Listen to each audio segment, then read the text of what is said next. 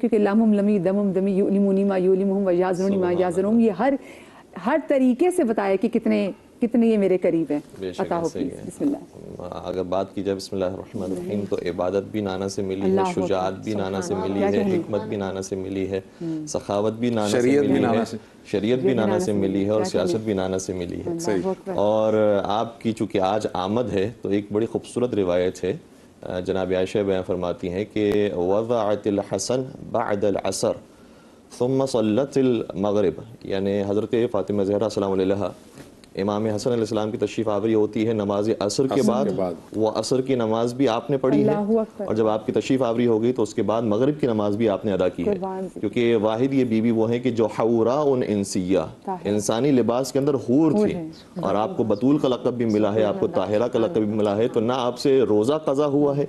اور نہ ہی کوئی نماز قضا ہوئی ہے۔ اور پھر جب آپ کی آمد ہوئی ہے تو اس کا ذکر بھی قرآن کریم نے کیا ہے، اور ہمیں وہ سورہ کوثر کی عملی تفسیر نظر آتی ہے کہ جب آپ کو بیان فرمایا کہ اِنَّا أَعْطَيْنَاكَ الْكَوْثَرَ، اے حبیب ہم نے آپ کو کوثر عطا کیا ہے، اور آپ کا دشمن ہے جو ابتر رہے گا اور بے اولاد رہے گا، تو اولاد کا سلسلہ جو چلتا ہے تو عام طور پر ہمارے دنیا میں بھی دستور یہ ہے، اور شریعت کا بھی ایک طرح سے حکم یہ ہے کہ مردوں سے اور لڑکوں سے آگے بڑھتا ہے سلسلہ، تو سب سے پہلے جو لڑکا حضور سرور کائنات کو نصیب ہوا ہے وہ حضرت امام حسن مجتبیٰ علیہ السلام کی صورت میں نصیب ہوا ہے۔ تو کوثر کی بھی تفسیر ہے۔ پھر سورہ رحمان کے اندر بھی ارشاد ہوتا ہے کہ مرج البحرین یلتقیان بینہما برزخ لا یبغیان فبأی آلاء ربکما تکذبان یخرج منہما اللؤلؤ والمرجان، کہ دو سمندر ہیں جو آپس میں ملتے ہیں اور ان کے درمیان فاصلہ ہے کہ ایک دوسرے پر بغاوت نہیں کرتا۔ حضور سرور کائنات ارشاد فرماتے ہیں، علامہ سیوطی نے در المنصور کے اندر یہ روایت لکھی ہے، فرماتے ہیں کہ جو دو سمندر ہیں وہ کون ہیں؟ وہ علی مرتضیٰ اور فاطمہ زہرا کے فضائل کا سمندر ہے،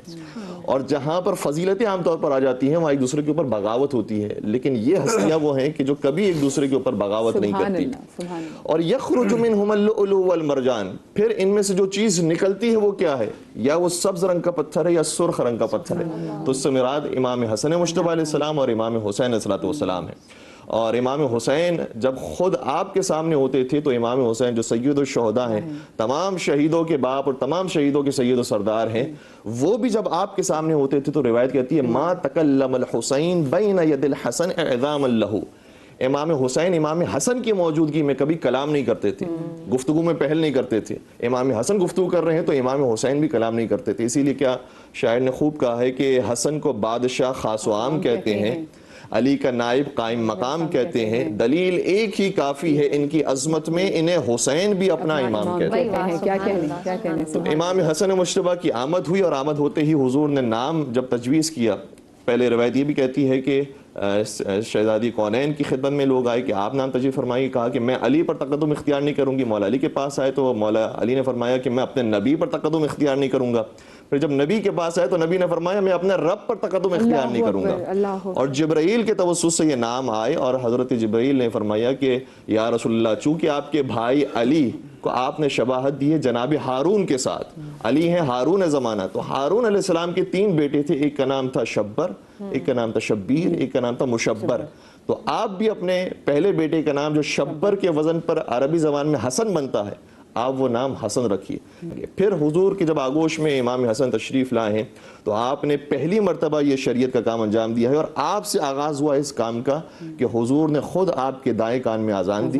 بائیں کان میں اقامت دی، اور خود حضور نے عقیقہ کروایا، گویا شریعت ایسے ایسے تیار ہوتے جا رہی ہے۔ اور پھر سرکار امام حسن مجتبیٰ جب بڑے ہوتے جاتے ہیں تو وہ عرصہ کہ جس میں آپ کو حضور کی صحبت نصیب ہوئی ہے اسی میں قرآن کریم کی آیتیں نازل ہوئی ہیں، اس کے بعد تو قرآن کریم کی آیتیں نازل نہیں ہوئی، تو جو 7 یا 8 سال کا عرصہ ہے جس میں قرآن کی آیتیں اتر رہی ہیں، تصور فرمائیے گا اسی 7-8 سال کی عمر کے اندر ہی آپ کے لیے آیت تطہیر بھی نازل ہو رہی ہے، آیت مباہلہ بھی نازل ہو رہی ہے، سورہ دہر بھی نازل ہو رہا ہے، سورہ کوثر بھی نازل ہو رہا ہے، سورہ رحمان کی آیتیں بھی ہیں، سورہ نور کی آیتیں بھی ہیں، سورہ آیہ بیوت بھی ہیں، یہ ساری آیتیں اسی عرصے کے اندر ہیں۔ اور پھر اسی عرصے کے اندر ہی حضور نے فرمایا الحسن والحسین سیدا شباب اہل الجنہ، امام حسن امام حسین صرف جنتی نہیں ہیں، جنتیوں کے تمام جنتیوں کے سردار ہیں امام حسن اور امام حسین، اور آگے بھی فرمایا وہ ابوہما خیر منہما، اور ان دونوں کے جو بابا جان ہیں وہ ان سے بھی افضل ہیں۔